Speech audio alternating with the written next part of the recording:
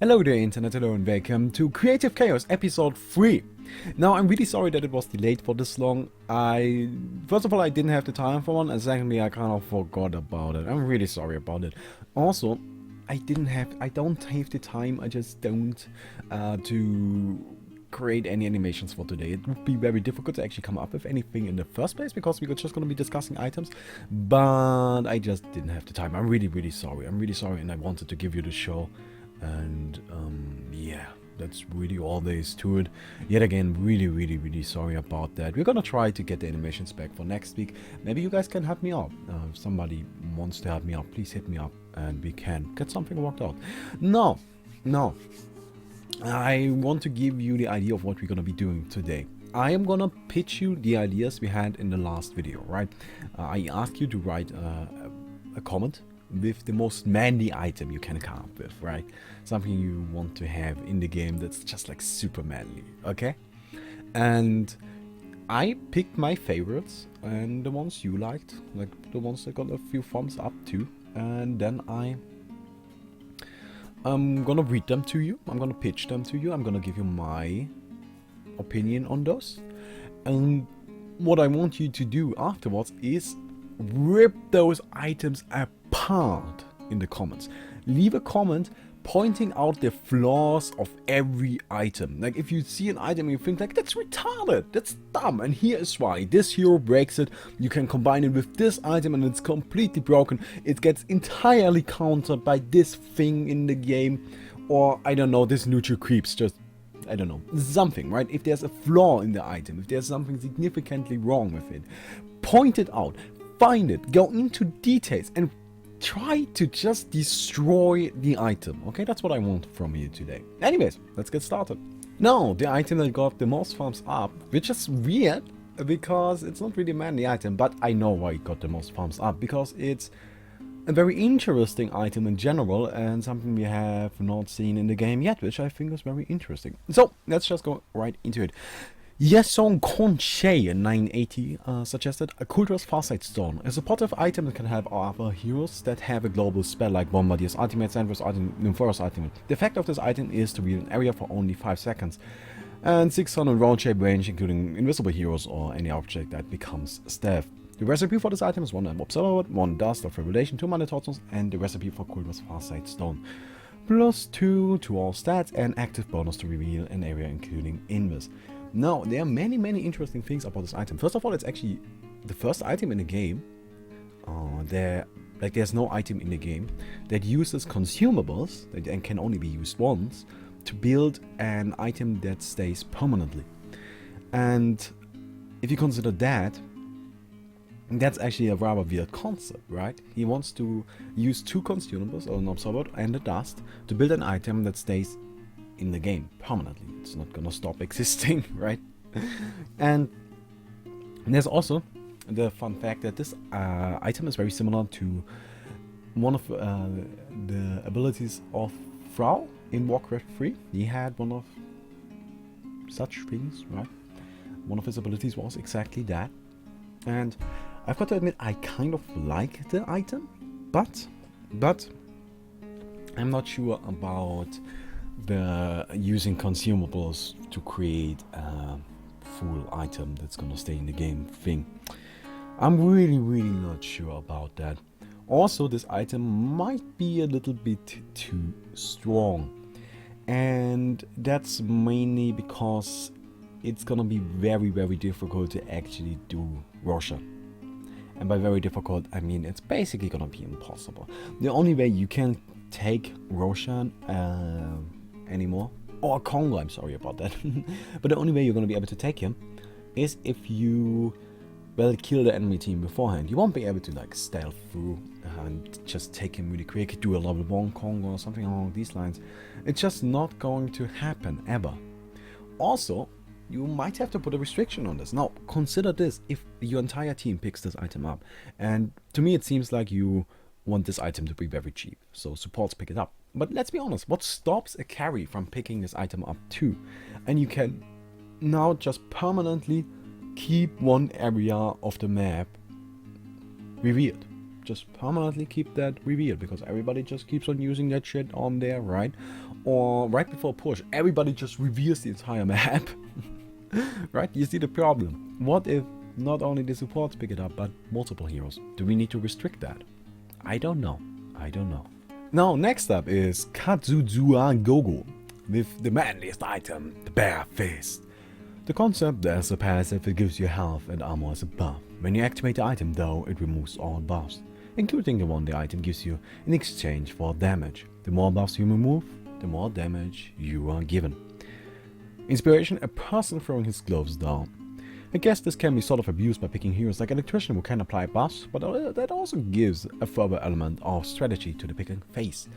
Now, I really like that item, but there are a few questions we have to ask. First of all, do we want this to be a late game item or early game item, right? That's important. That's really important. You don't need to give any crazy amount of numbers, but like, just say where do you want the item to stay. Do you want it to be something you can pick up during the like laning phase, I suppose, and just go in there and tower dive like crazy? Well, no, I suppose not tower dive, but right, you get the point. Is it an early game item or is it a late game item? I guess more. I suppose there's also the option of it being a mid game item, right? But it has to be one. You can't just have it be all of them. That doesn't work unless you make it like upgradable with 10 stages. But I suppose that would also be fun, wouldn't it? Nah, I would like to see it as more of a mid-game style item, so you can put that into like that heal lineup, which would also have a lot of buffs. But that raises the next question: what is a buff? That may seem pretty obvious to you, but honestly, is an aura a buff? Is a passive item effect a buff? I don't know. Do you? The question is, of course, since the item itself gives you armor and health as a buff, and when you activate the item, you remove the buff. Just what is the what does count as a buff? When I've got a Ring of the Teacher, does it remove the aura, and like for a certain duration, and I now get the bonus damage, or does it just like remove the aura? I get the bonus damage, and I immediately get the aura again. Like, how does that work? And next question is, like, if I get Nose Wisdom, Abyssal Skull, freaking Astrolabe, all of them on the same team, and I activate it, is that like a buff now? Like all of those auras? Is that a buff? Oh yeah. And I also can see it maybe getting abused with items such as like they're very cheap items that you can activate actually given a buff in an area around you, like the Plated Grease, or the Ghost Marches, or well, actually about the boots, right? Of course, then there's also even the Striders, I suppose, but there's also that Shield of the 5 that you could activate, gives you a buff. And I don't know. I think the item is interesting, but it might just make the game too focused on just one thing: buffs. Since I just mentioned boots, I might as well mention this one. This is also not a manly suggestion, but I still think it's very interesting and something we might want to consider in further episodes, and I just want to get the thought out there. So, Zedexist wrote, I don't suggest a manly item, but I think everybody forgot about the ability called tree walking. I would love to see an item like boots or energizer which allows you to walk in trees. Maybe it could affect teammates like energizer does, or it can be in form of boots like Ghost Marches. Please comment or correct if you have any other ideas. I don't really have anything to add to that. I just want to give you that thought too. Just think about it, consider it, build that into your ideas, right? Just think about it. I don't know, I think it's an interesting thought. And how about having some like tree walking boots? Wouldn't that be interesting? I don't know, I think so. It would be kind of cool. It would kind of add a new dynamic to the game, wouldn't it? Well, next suggestion comes from a guy called Igon Trinit. And, well, let me actually say this much. You are one of my favorite, like, commenters. Like, seriously, you actually leave some interesting points as opposed to everybody else that's like, fast. Fuck you. Anyways. Part 1, the Supreme Creature's Soul. I left out part 2 because I didn't think that one was as interesting, but... Part 1. Passive. Some amount of damage dealt by a hero creates 1 stack of additional physical and magic armor. Maximum of 6 to 8 stacks. Stacks expire over time. Active. Releases all stacked souls that make a hero invincible to all damage and effects, allies or enemies, for 2 to 3 seconds, and heals a hero proportionally to the amount of stacks. After that, the hero cannot stack the souls for 10 seconds. Can't activate this more than once a minute. And costs 2.5 to 3k. No. And there's one big thought I like in this item, and that's the ability to make yourself invincible. You know, this may seem crazy powerful, but that's more like, we are not saying invincible for like ever. We are saying invincible for like 2 seconds, 3 seconds. Really short duration. And also, we are saying that this item doesn't provide you with any stats. With nothing. Like, literally nothing. Doesn't do nothing. Also, your team can't do it. You're basically out of the game. You can just do whatever the hell you want, but you're out of the game and now. Now there's of course one big problem with this. What if the carry gets this shit later on in the game? And well, that might be a problem that's up to you to fix. I can't come up with anything right now. But I like the thought of the item being very strong.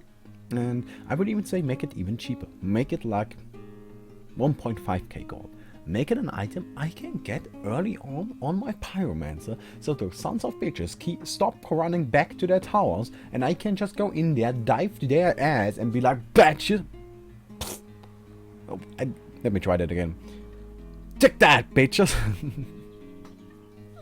I don't know where the first one went, but anyways, you get the point, right? I like this as kind of an item that allows you to tower dive very early on, especially on those big damage dealing heroes that usually are very squishy.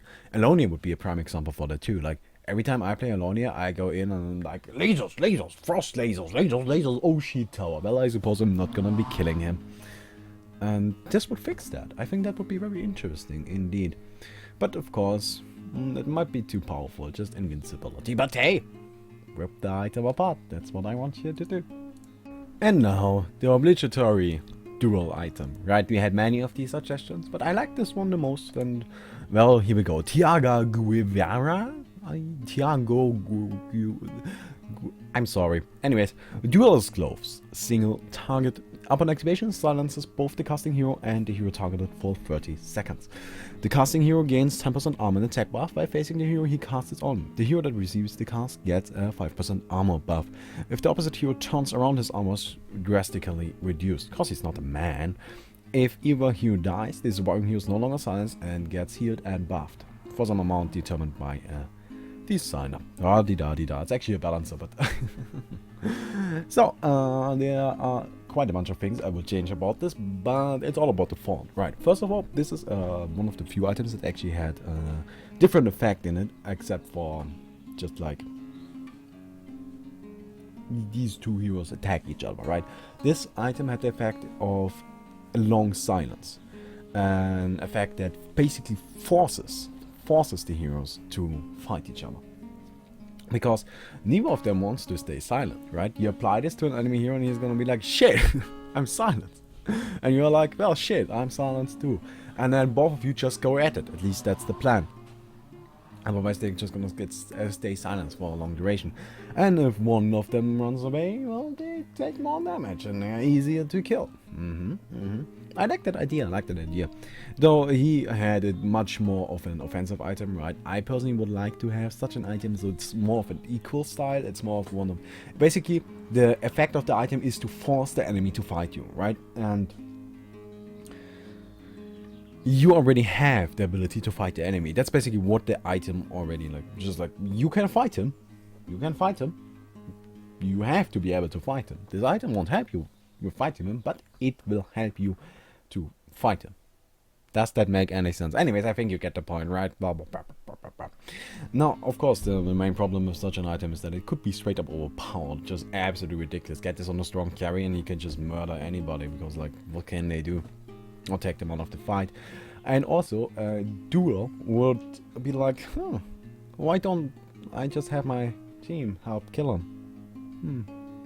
But That would also be interesting to have like on a very tanky hero. Let's say I'm playing like a Cthulhu fan, and I get this item. Like I charge in, activate the ultimate, right? And then I silence your ass, and now you fight me. And then your entire team is like, well, do we fight this big fucking elephant now, or do we just have you duel against him, or let you get murdered? Like, what's the plan?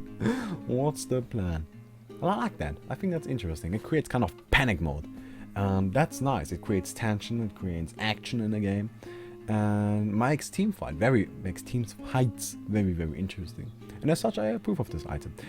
And well, the last one for today is actually just something I thought was funny. So I'm gonna read this to you, and that's gonna be it. So I hope you enjoyed this video. I know we didn't have any fancy animations today. I'm sorry. I'm really sorry. I just wanted to get this out, and I just didn't have the time. I'm really sorry. Really sorry about that. But it looks like I'm gonna be able to actually record my 10K special today. I just have to think about how to do it yet. I'm not that sure. I hope it's gonna be nice. I can't guarantee it though. But it's gonna be fun for me, that's for sure. Anyways, what was the point?